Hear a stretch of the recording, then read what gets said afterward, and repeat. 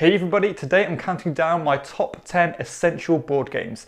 Now these are ones that I would recommend if people wanted to start a collection, and also ones that I'll just say every collection should have, because these are games that you can teach easily to other players, ones that scale well, ones that also are good standalone, so you're not relying on other content or expansions to make them better. So let's get started at number 10, and I'll talk through why I've chosen each one. So at number 10 I have Carcassonne. Now Carcassonne is very much a gateway level game. It's, you know, very basic in the way it works, but I think as an introductory game to get maybe new players into the hobby, it's such a great one to introduce to. It plays very smoothly, very simply. It just, people don't really get the idea or kind of the concept of making the map as you play or making the board as you play is very alien to, you know, or people who haven't played kind of modern board games. And it's just a very pleasant experience. Again, it scales very well. I mean, it works very well at 2. It works all the way up to, you know, your 5s or 6s. You know, maybe I wouldn't suggest playing at that player count, but it still works absolutely fine. And I also like the way that you can kind of cater the game to your taste, like, or to your needs, because you know, you can play the most basic version just from the core box, or you can just add more expansions if you wanted to add that new layers of complexity and more rules for more experienced players. But yeah, it's a very pleasant game, one that I'd never get rid of, because I've never really gone wrong with it when introducing it to new players. So that's number 10, Carcassonne. At number 9, I have Sheriff of Nottingham.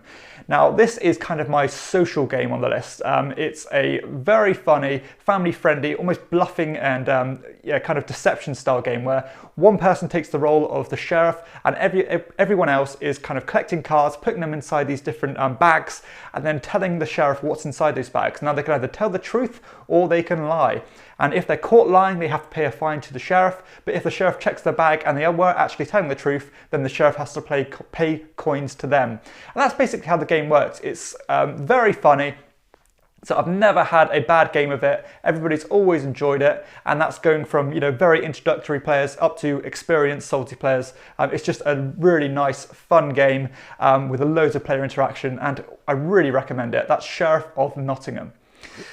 At number 8, I have the quintessential cooperative game, or the most famous kind of cooperative board game out there, which is Pandemic.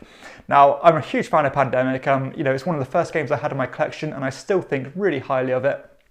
The mechanisms are so clean, and just the cooperative aspect of it just shines through so well. It's a game where you basically have actions to try and eradicate these different diseases which are spreading around the board. It's a widely available game. You can get it in all your bookstores and stuff like that. But yeah, this is a classic for a reason. It's been around for over 10 years now, and I think people still highly regard it as one of the best cooperative games out there. And honestly, I can't fault the way it works. It's just a lovely game, it works so well. That's Pandemic. At number 7, I have a game that almost feels a bit of a classic game, and in a way it is. This is Battle Line, or otherwise known as Shot and Totten. Now, Battle Line is a strictly 2-player game, so this kind of fits that niche if maybe you've got one, you know, a one-on-one night, or you want to play with your partner or anything like that. But basically, it's a game of poker played out over 9 separate holes, if you will, or 9 separate flags.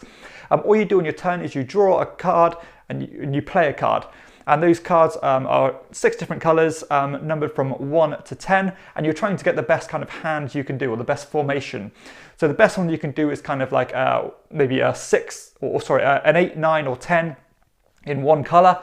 That's like the best you can get, all the way to maybe you can just get 3 of the same colour, or 3 of the same number, or any 3 ascending numbers, or just any number in general.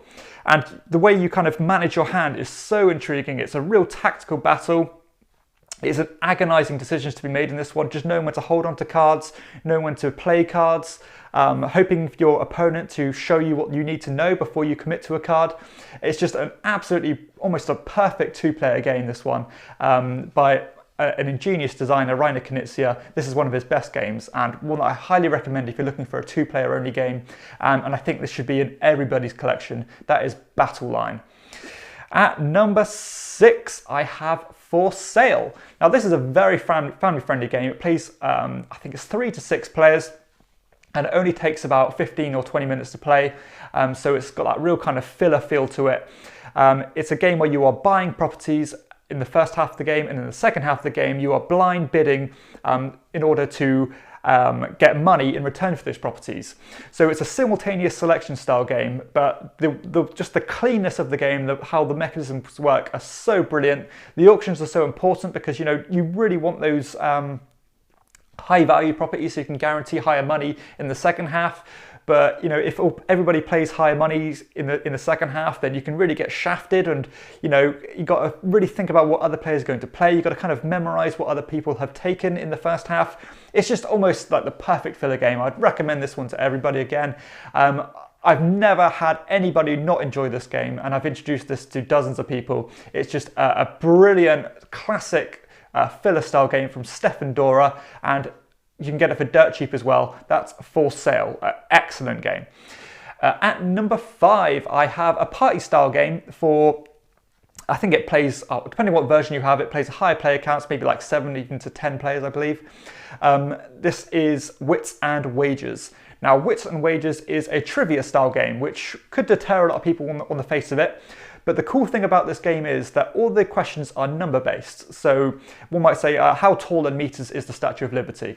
And then everybody writes their answer down secretly and reveals them consecutively or at the same time and places them in chronological or numerical order. Now the extremities of those numbers are going to be are going to give you more points in return, because not only are you got to guess that number, you can actually bet on other players who you think know the answer. So it's a game where you don't actually have to know anything in order to do well on it, because you can bet on other people knowing the answer. And that to me is just such a great way of getting around the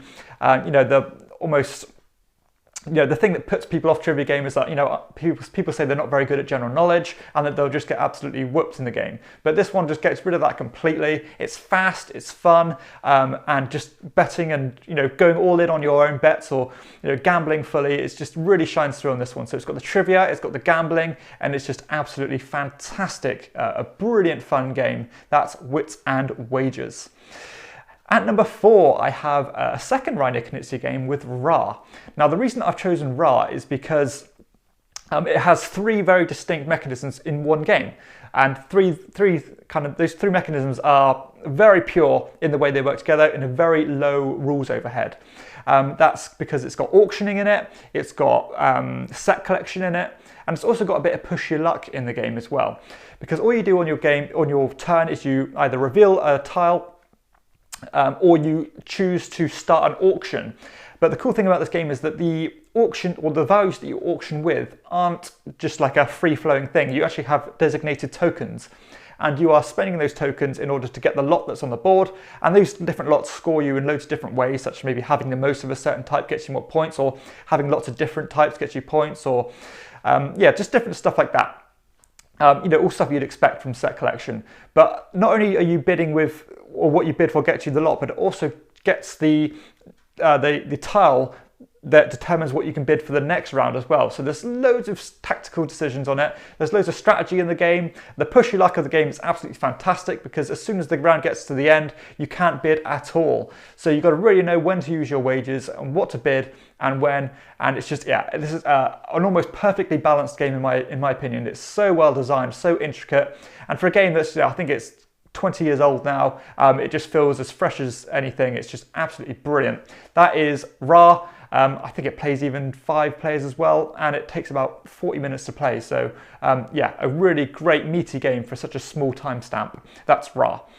At number 3, I think this is the most recent or modern game on the list, with Awkward Guests. Now, Awkward Guests is like a murder mystery style game where you're trying to work out who's killed somebody, why they've done it, if they've had an accomplice, and which weapon they've used as well. So it's kind of got that Cluedo feel to it, but without any of the old dated rubbish that was from Cluedo. So if you like your deduction games, or if people like the idea of Cluedo, this is one that really drags it into this day in board gaming. The whole game uses this really interesting, brilliant card mechanic that's basically you shuffle a bunch of different designated cards into a huge deck, and those will determine those 3, or the result of who the killer is, what the weapon is, and stuff like that. And there's a whole list of like hundreds of them in the book. You can get the output that gets hundreds more. So the replayability of this game is pretty much infinite. The deduction of it is so satisfying because, as I said, not only have you got to work out all those different things by checking off certain things as you get more and more information, but there's also like a visual kind of puzzle of the game as well, because you are actually ticking off routes in this blueprint of a building, and then also the more routes you tick off, you can kind of rule out certain things. You've got to designate the route they've gone to kill the person. There's so much to think about in this one, but it's so elegant and it's so beautifully designed. I really couldn't recommend this one enough. That is Awkward Guests, a game that scales incredibly well as well, plays well at 2 players. I think it even goes up to 6 players, or maybe even more than that if my memory serves me correctly.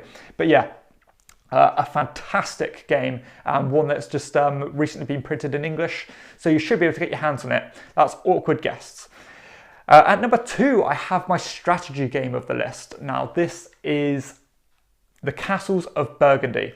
Now, The Castles of Burgundy is by probably one of the most prolific designers in board gaming today, Stefan Feld. Now, his games are pretty much widely renowned as being excellent. He makes kind of European, mechanically sound games where you're fighting for victory points. Games that more focus on the way the strategy and the decisions you make, rather than the artwork and the thematics of the game. But this one is pretty much renowned as his most accessible and probably his best received game. It's not personally my favourite game of his, but I can definitely see why this is most people's favourite. And I would introduce this one before I introduce some of his more maybe advanced games. But this is a beautifully streamlined, smooth game where you're building your own little province in France by collecting tiles and placing them on your own little board. So you're triggering very cool kind of synergies and combinations and getting loads of points in return. It's an absolutely fantastic game that uses dice, but you're not so much at the mercy of those dice, because you can manipulate them by trading in workers to change the face of those dice. So honestly, this is a wonderful game, an instant classic. And again, one that I think this is right in the top tier of games on Board Game Geek, which is kind of the biggest database of board games. But yeah, this one is one I'd highly recommend you check out. It plays 2 to 4 players. At 2 players, you can probably get this done in under an hour quite comfortably. And with 4 players, maybe you're looking at about an hour and a half. So if you want something a bit meatier, with more decisions that go into it, a bit of strategy and, kind of brain burnery thinking and trying to optimize your moves as best as possible, Castles of Burgundy is definitely one to check out, and it's relatively cheap too. I think you can get this for about £20 in England, so one that I'd highly recommend, Castles of Burgundy. And finally, at number 1, I've got The Resistance Avalon. Now, this is what we call a social deduction game, where basically everybody is secretly distributed out a card, and those cards will either mean you're on the good team or the bad team. So you're on Arthur's team or you're on Mordred's team. And what you are trying to do is you are trying to work out what other players or who other players are from the opposite teams, and trying to either pass a bunch of quests if you're a good team, if you're a good person that is, or make the team fail the quest if you're on the bad team. But this is a real social experiment. It's absolutely amazing, the kind of social dynamic that goes into this, because you are basically voting players to go on these quests, and then the good players, well, when you're on those quests, the good players have to vote success in order to pass the quest, but the bad guys can vote success or fail. And the interesting thing about that is that they can really kind of earn your trust and maybe pass a few of the early quests to get onto those later quests and then start failing them. And then obviously they can blame other players for failing them, and it's just an absolutely a fascinating game. One that scales brilliantly from about 5 players up to, I think, more than 10 or 10 players. So a great scalability here. This is one of the most free-flowing, social, negotiation style games. You've got heated arguments in it, heated debates, and it's just absolutely fascinating. The more you play it, you can introduce more interesting rules into it, such as the assassin and Merlin, because Merlin knows who all the bad guys are. But if the bad guys know who Merlin is by the end of the game, then the bad guys can vote for him and still win the game.